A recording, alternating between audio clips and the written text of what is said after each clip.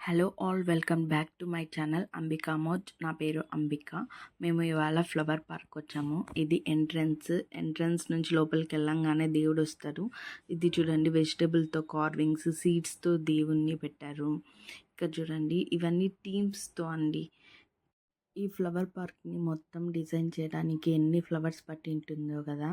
ఇది నేను pre decor video కూడా చేశాను, అది కూడా పెడతాను, దానికి కూడా లైక్ చేయండి. ఇక్కడ చూడండి, కృష్ణుడిని గొడుగు కింద కూర్చోబెట్టి ఇట్లాంటి కృష్ణుడి థీమ్సే చాలా బెటర్ ఈ పార్క్లో. చూడటానికి చాలా అట్రాక్టివ్గా ఉంది. ఇక్కడ చూడండి, కలశము, ఇంకా వీణ, ఇంకా చాలా ఉన్నాయండి. అసలు నాకైతే చాలా బాగా నచ్చింది.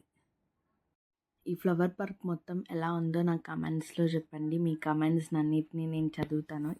ఫ్లవర్ టాటాయిస్, ఈ పార్క్ మొత్తానికి నాకు ఇది బాగా నచ్చిందని. ముత్యపు చిప్పలో కృష్ణుడు రావడము, ఇది ఎంత ప్రతి బ్రహ్మోత్సవంకి ఇలా ఫ్లవర్ పార్క్ పెడతారు.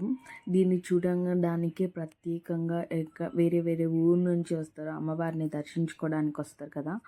వాళ్ళందరూ ఈ ఫ్లవర్ పార్క్ వచ్చి చూసేసి వెళ్తారు.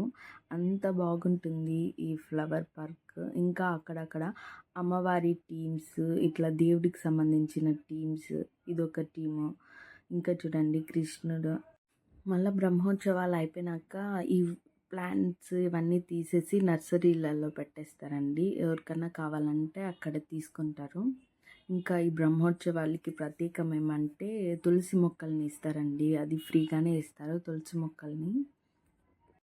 ఓవరాల్గా పార్క్ మొత్తం ఇక్కడ నుంచి చూస్తే ఇలా ఉంది.